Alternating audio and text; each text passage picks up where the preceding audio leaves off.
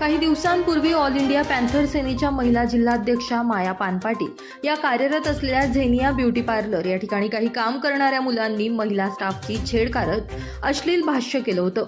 या प्रकरणी झेनिया पार्लरच्या संचालिका सुवर्णा ढिवरे यांना वेळोवेळी सांगूनही त्यांनी कोणतीही कार्यवाही न केल्याने ऑल इंडिया पॅन्थर सेनेच्या वतीने धुळे पोलीस अधीक्षकांना निवेदन देत आरोपी नूर मोहम्मद खान, राजू बंगाली, विजय श्रीवास यांच्यावर कार्यवाही करण्याची मागणी करण्यात आली आहे। मी झेनिया सलून येथे कार्यरत असून हाऊसकीपिंगची कार्यरत आहे। तिथली मालक सुवर्णा सुधीर ढिवरे हे असून मॅनेजर नितीन मोरे हा आहे। ते प्रत्येक वेळी तिथे काम करणारा नूर मोहम्मद, विजय श्रीवास, राजू बंगाली यांच्या कृत्याला पाठिंबा देण्याचे कार्य ते करत होते। त्यांनी दिनांक 18 तारखेला काही शब्दांचा गैरअर्थ काढून चहा बनवण्याचं नाव सांगून माझ्यावर जातीवाचक शिवीगाळ केलेली आहे आणि डबल मिनिंगमध्ये घाणघाण शिव्या आई बहिणींवरनं त्यांनी मला दिल्या आहेत। या गोष्टीची कल्पना मी सुवर्णा ढिवरे यांना दिल्यानंतर सुवर्णा ढिवरे यांचा मला रिप्लाय आला की ते मला पैसे कमवून देतात, मी त्यांची कोणत्याही प्रकारची कंप्लेंट घेऊ शकत नाही, तू आता घरी जा। म्हणजे माझ्यावर अन्याय होऊन सुद्धा मॅडमांनी त्या मुलांना पाठीशी घातला आहे आणि त्यांना पाठिंबा देत आहे आणि सपोर्ट करत आहे। तर माझी एवढीच विनंती आहे प्रशासनाला की माझ्यावर जो अन्याय झाला आहे त्याची कठोर ते कारवाई करण्यात यावी आणि मला न्याय मिळवून द्यावा। मागील 10 ते 15 दिवसांपूर्वी माया पानपाटील हे आपलं काम करत असताना त्याच ठिकाणी कार्यरत असलेल्या नूर मोहम्मद खान, राजू बंगाली, विजय श्रीवास या तिघांनी मिळून माया पानपाटील यांची छेड काढत त्यांना अश्लील शिवीगाळ केली होती। याबाबत पार्लरच्या संचालिका सुवर्णा ढिवरे व मॅनेजर नितीन मोरे यांच्याकडे तक्रार करूनही ते आरोपींना पाठीशी घालत आहेत। यामुळे हे निवेदन देण्यात आलं असून त्यांच्यावर 354 कलमान्वये गुन्हा दाखल करण्यात यावा व पार्लरच्या मालक व मॅनेजर यांच्यावर देखील कार्यवाही करण्यात यावी अशी मागणी या निवेदनाद्वारे करण्यात आली आहे। दीपक वाघ, माझा महाराष्ट्र न्यूज, धुळे।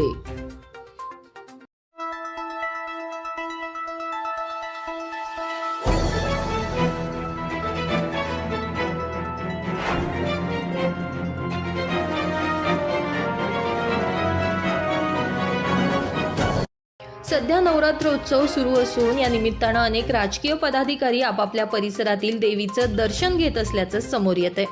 असेच राज्याचे मंत्री दादा भुसे यांचे चिरंजीव तथा युवा सेनेचे पदाधिकारी आविष्कार भुसे यांनी देखील धुळ्यातील आई एकविरा देवीचं सपत्नीक दर्शन घेत देवीची महाआरती केली आहे। शुक्रवारी सायंकाळच्या सुमारास आविष्कार भुसे यांच्या हस्ते देवीची महाआरती संपन्न झाल्यानंतर ट्रस्टच्या वतीने त्यांचा सत्कारही करण्यात आला। दरम्यान या प्रसंगाला कोणतंही राजकीय वळण न देता मी नेहमीप्रमाणे माझ्या मित्रपरिवाराने आमंत्रित केल्यानं धुळ्यात दाखल झालो असल्याचं यावेळी भुसे यांनी स्पष्ट केलंय। तर एकविरा देवीच्या आशीर्वादाने नशिबात असेल ते मिळेल अशी प्रतिक्रिया देत त्यांनी राजकीय विषयावर बोलणं टाळल्याचं बघायला मिळालं।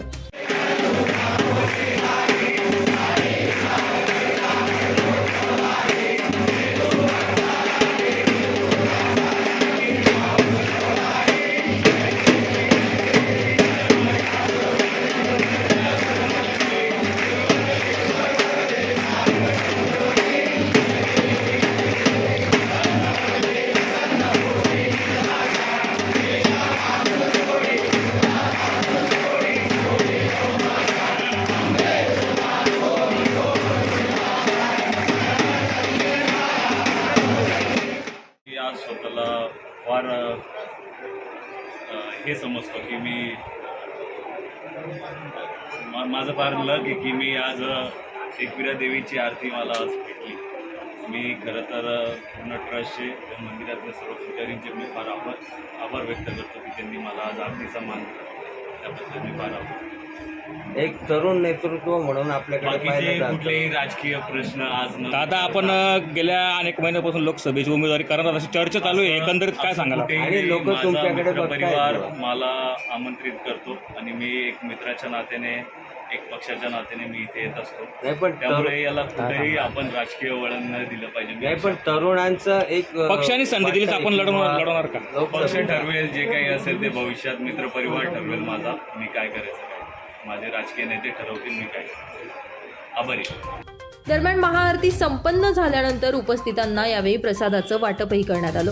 तर आविष्कार भुसे यांच्या हस्ते देवीची महाआरती संपन्न होणार असल्याने मंदिरात मोठ्या प्रमाणावर गर्दी देखील झाली होती. या ठिकाणी महाआरती संपन्न झाल्यानंतर त्यांनी शहरातील विविध नवरात्रोत्सव मंडळांना भेटही दिल्या. गेल्या काही दिवसांपासून आविष्कार भुसे लोकसभा निवडणूक लढवणार असल्याच्या चर्चांना उधाण आलंय. मात्र त्यांनी याबाबत माध्यमांना प्रतिक्रिया देण्यास नकार दिला. यामुळे येत्या लोकसभा निवडणुकांमध्ये भुसेंचा आविष्कार बघायला मिळणार का, हे मात्र अजूनही गुलदस्त्यातच आहे. पवन मराठे, माझा महाराष्ट्र न्यूज, धुळे.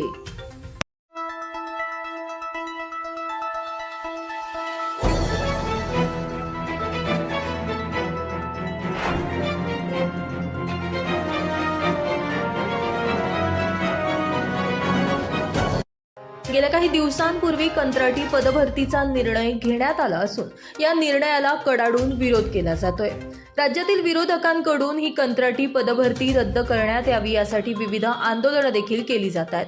मात्र असं असतानाच कंत्राटी पदभरतीची जननी काँग्रेस राष्ट्रवादी पक्ष असून या कंत्राटी भरतीचे निर्णय महाविकास आघाडी सरकारचे असल्याचा आरोप करत आज धुळ्यामध्ये महाविकास आघाडी सरकारचा निषेध नोंदवत जोडे मारो आंदोलन करण्यात आलं.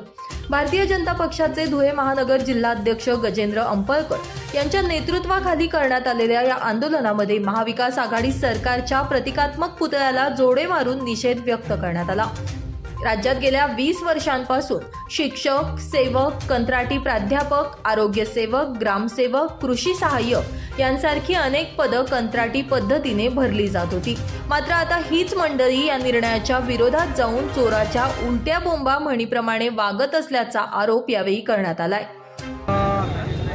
तत्कालीन उभाटा सरकार, ज्याचे शिलेदार आदरणीय शरद पवार साहेब, काँग्रेसचे नेते राजीव गांधी, राहुल गांधी, त्याचप्रमाणे उद्धव ठाकरे यांनी प्रायव्हेट नोकर भरतीचा जो GR काढला होता, तो GR काढल्यानंतर आज तेच लोकांची दिशाभूल करत आहेत का भारतीय जनता पार्टीचं जे सरकार आहे ते प्रायव्हेट माणसांना प्रायव्हेट नोकर भरती करत आहे. परंतु काल आमच्या आदरणीय उपमुख्यमंत्री साहेब यांनी त्यांचा पर्दाफाश केला आणि तो GR ही रद्द केला. एकीकडं तो GR रद्द झाला याचं आम्ही त्यांचं अभिनंदन करतो, आदरणीय उपमुख्यमंत्री देवेंद्र भाऊ यांचं अभिनंदन करतो, शिंदे सरकारचं अभिनंदन करतो. आणि दुसरीकडे या तत्कालीन उभाटा सरकार यांनी दिशाभूल करणारा तो GR काढला, त्यांचा मी या ठिकाणी निषेध करतोय. याला तर चोराचा उलट्या बोंबा असं म्हटलं जाईल आणि हे चोर कायम उलट्या बोंबाच मारत राहतील. आणि म्हणून आम्ही आज त्या ठिकाणी धुळे महानगर जिल्हा अध्यक्ष गजेंद्र अंपळकर यांच्या नेतृत्वात आज या ठिकाणी जाहीर निषेध. ते त्यांना कायम करण्याबाबतीचा निर्णय सरकार काय घेईल याचं अजून आम्हाला स्पष्टीकरण आलं नाही. आणि आम्ही जरी सरकारमध्ये असलो तरी आज जे आम्ही इथं आंदोलन करतोय ते आम्ही लोकप्रतिनिधी नाही, म्हणून त्या विषयावर अजून आम्हाला आमच्या वरिष्ठांनी काही आदेश दिले नाही, आम्हाला त्या विषयावर माहिती नाही. जर असं असेल तर आम्हाला जेव्हा विचारणा होईल तेव्हा आम्ही स्वतः सरकारला सांगू का जे आधी भरती झालेली आहे त्यांच्याविषयी योग्य तो निर्णय घ्यावा. धुळे शहरातील महाराणा प्रताप चौक या ठिकाणी हे आंदोलन करण्यात आलं. या आंदोलनाप्रसंगी भारतीय जनता पार्टी धुळे महानगराचे जिल्हाध्यक्ष गजेंद्र अंपळकर, महापौर प्रतिभा चौधरी, धुळे लोकसभा संयोजक राजवर्धन कदमबांडे, धुळे विधानसभा संयोजक अनुप अग्रवाल, भीमसिंह राजपूत, जयश्री अहिरराव, किरण कुलेवार, प्रदीप करपे, जितेंद्र चौवटिया, ओमप्रकाश खंडेलवाल यांसह भाजपचे विविध पदाधिकारी, कार्यकर्ते मोठ्या संख्येने उपस्थित होते. रूपक बिरारी, माझा महाराष्ट्र न्यूज, धुळे.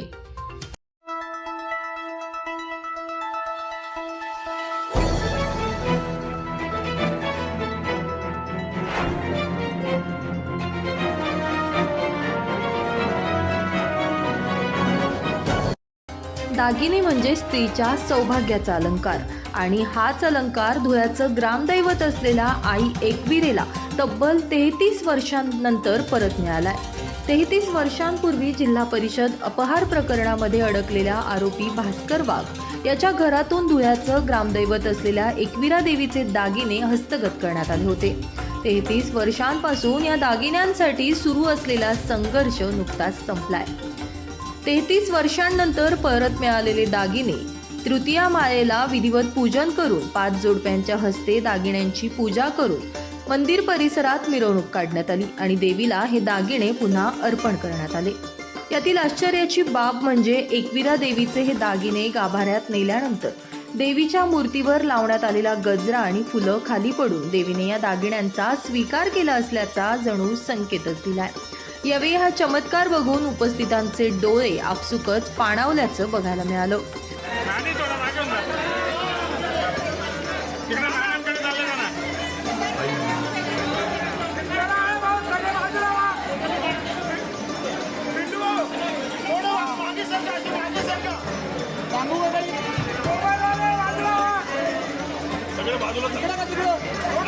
ते 33 वर्षांपूर्वी धुळ्यातील बहुचर्चित जिल्हा परिषद अपहार कांडातील आरोपी भास्कर वाघ याच्या घरातून मिळून आलेले दागिने देवीच्या चरणी पुन्हा अर्पण करेल अशी शपथ मी घेतली होती. आज ती शपथ पूर्ण झाल्याचा आनंद शब्दात व्यक्त करत असताना मंदिराच्या पुजाऱ्यांचा आनंद द्विगुणित झाला होता. रेणुका माता मंदिर तर्फे आलेल्या सर्व भाविकांचं तिसरी माळ निमित्त सर्वांचं हार्दिक स्वागत. त्याचप्रमाणे गेल्या 33 वर्षापासून म्हणजे 90-91 पासून हे दागिने भास्कर वाघ यांच्या घरी मिळून आले होते डिपार्टमेंटला. तर त्यांचा त्यावेळेला असा समज झाला की हे दागिने त्यांनी भ्रष्टाचारच्या याच्यातनं केलेले असतील, पण भ्रष्टाचारच्या याच्यातनं न केलेले त्यांनी अंडरटेकिंग त्यावेळेला दिलं की हे देवीचे दागिने आहेत. त्या देवीचे दागिने माझ्याकडे कशा करता आले तर त्यावेळेला ते स्वतः काम पाहत होते आणि आमचे ज्यावेळेचे ट्रस्टी, मी त्यावेळेला कुठलाही ट्रस्टी नव्हतो, काहीच नव्हतो, पण त्यांनी त्यांच्याकडे ठेवले होते असं त्यांच्या लेखणीमध्ये आहे. आणि त्यांच्याकडे लॉकर्स नाही किंवा अशी सुविधा नाही म्हणून माझ्याकडे दिले असं त्यांनी लेखीमध्ये दिलं होतं. आणि ते दागिने त्यांनी नेलं. नंतर कोर्ट कचेरीत त्याचा निकाल थोडा वेगळा लागला आणि तो निकाल करत करत त्याला हायकोर्ट आणि सुप्रीम कोर्टसुद्धा हा निकाल फिरून आला. आणि त्यानंतर आज 33 वर्षानंतर त्याचा गेल्या 13 तारखेला लिलाव झाला आणि लिलावात आमचीच प्रॉपर्टी आम्ही विकत घेतली आणि आई चरणी आज अर्पण केली. आणि आईच्या चरणी अर्पण करण्याची माझी एक 90 पासून एक शपथ घेतली होती मी की हे दागिने जरी गेलेले आहेत पण माझ्या जीवन मी आहे तत्पर्यंत काही प्रयत्न करून हे दागिने पूर्ण तुला अर्पण करेल. ती शपथ माझी 33 वर्षानंतर आईसाहेबांनी पूर्ण केली. आणि त्याचा एक अनुभव म्हणून आज मूर्तीचा एक मोठा अनुभव असा आला की मी ते दागिने देत असताना आईसाहेबांनी तिच्या कपाळावरचे सगळे फुलं खाली टाकले, आमच्यापर्यंत आले. एवढा मोठा अनुभव अजून काय पाहिजे. एवढी जगतजननी साक्षात एकविरा माता आहे, ज्यांचा अनुभव आहे ते येतातच. अजूनही कोणाला अनुभव घ्यायचा त्यांनी घ्यावा. हा माझा हे सर्वात मोठा अनुभव तर हा आहे 33 वर्षाचा. तर त्यामुळे आई भगवती सर्वांना कल्याण करो. धुळे जिल्हा सत्र न्यायालयाच्या आदेशानं तब्बल 33 वर्षांनंतर या दागिन्यांचा लिलाव होत श्री आई एकविरा देवीवर रेणुका माता ट्रस्टने धुळे जिल्हा सत्र न्यायालयाच्या आदेशाने तब्बल 33 वर्षांनंतर या दागिन्यांचा लिलाव करण्यात आला. श्री आई एकविरा देवी रेणुका माता ट्रस्टने 16,51,000 रुपयांची बोली लावत हे दागिने पुन्हा मिळवले. 5 जोडप्यांच्या हस्ते दागिन्यांची पूजा करून महाआरती करण्यात आली. तब्बल 33 वर्षांनंतर आई एकविरेला तिचे दागिने परत मिळाल्यानं मंदिर ट्रस्टी आणि भाविकांकडून आनंद आणि समाधान व्यक्त केलं जात आहे. ब्युरो रिपोर्ट, माझा महाराष्ट्र न्यूज, धुळे.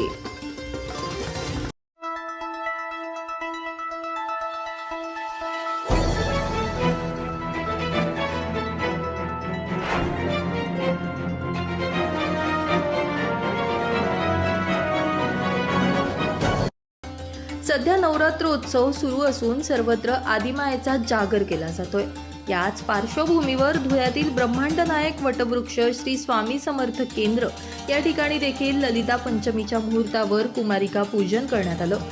यावेळी श्री स्वामी समर्थांचं आदिमायेच्या रूपात करण्यात आलेला शृंगार सर्वांचं लक्ष वेधून घेत होता. उपस्थित कुमारिकांचं पारंपरिक पद्धतीने पूजन करून त्यांना पंचपक्वान्नांचं जेवणही यावेळी देण्यात आलं. स्वामी समर्थ केंद्रामध्ये सर्व सण उत्सव मोठ्या प्रमाणावर साजरे केले जातात.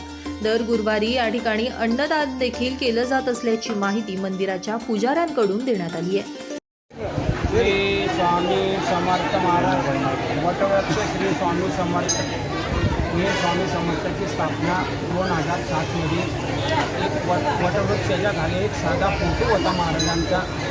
त्याच्यानंतर आम्ही तिची सेवा करत 2004ला आपल्या 7ला मूर्ती स्थापन केली आणि 2023ला मंदिरचं मोठं हे करून प्राणप्रतिष्ठा करून मंदिरात टाकलं.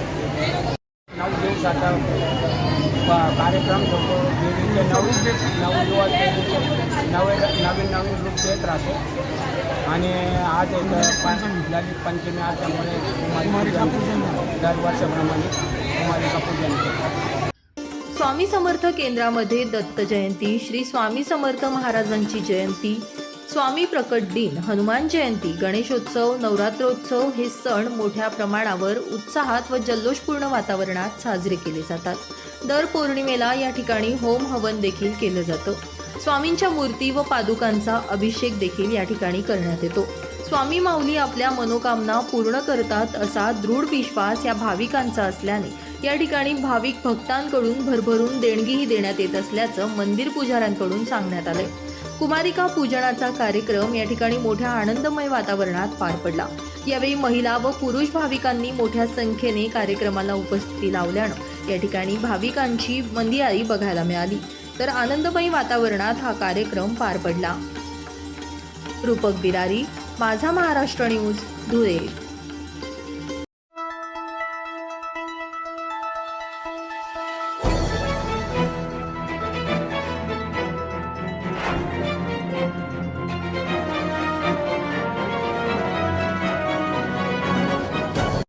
बोगस खत व बियाणे वापरल्यामुळे शेतकऱ्यांच्या शेतातील पीक धोक्यात आले आहे. पिकांची वाढ थांबली आहे. पीक कोरडे होऊ लागल्याने नुकसानग्रस्त शेतकऱ्यांना तातडीने पंचनामा करून मदत देण्यात यावी. तसेच बोगस बियाणे व खते उत्पादन करणाऱ्या कंपन्या व विक्री करणाऱ्या कृषी केंद्र चालकांवर कारवाई करावी अशी मागणी युवा सेनेचे जिल्हाध्यक्ष हरीश माळी यांनी शेतकऱ्यांसह जिल्हा कृषी अधिकाऱ्यांना केली आहे. या प्रसंगी युवा सेने ठाकरे गटाचे पदाधिकारी कार्यकर्ते मोठ्या संख्येने उपस्थित होते. बोगस खत व बियाणे वापरल्यामुळे शेतकऱ्यांच्या शेतातील पीक धोक्यात आले आहे.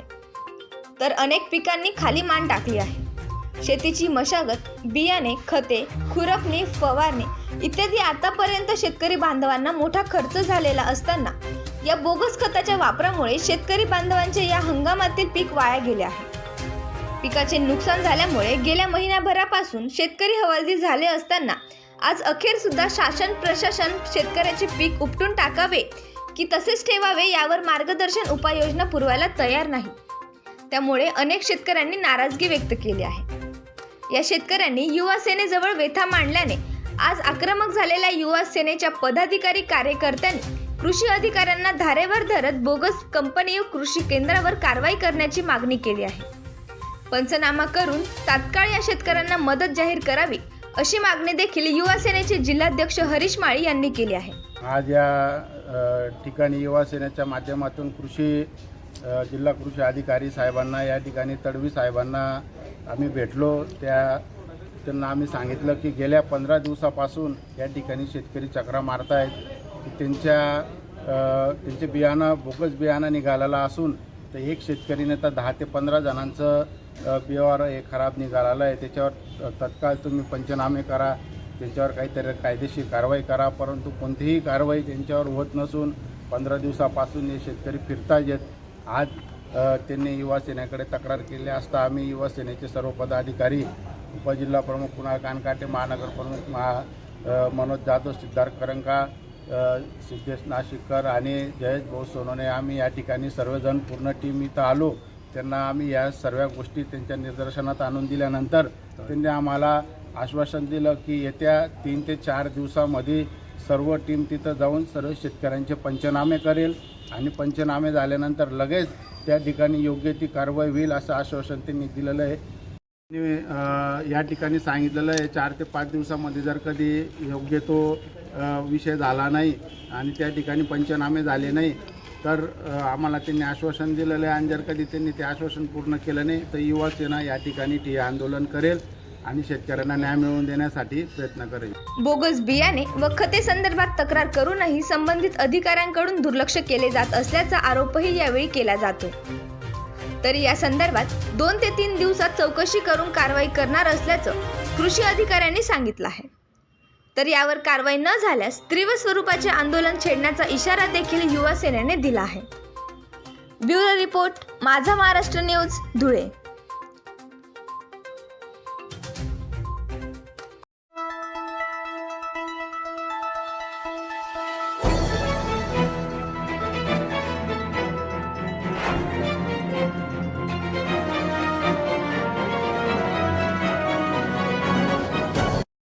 धुळे आणि पाणी पाणी हे समीकरण नेहमीच चर्चेचा विषय ठरतं. 12ही महिने धुळ्यामध्ये पाण्यासाठी नागरिकांची तारेवरची कसरत बघायला मिळते.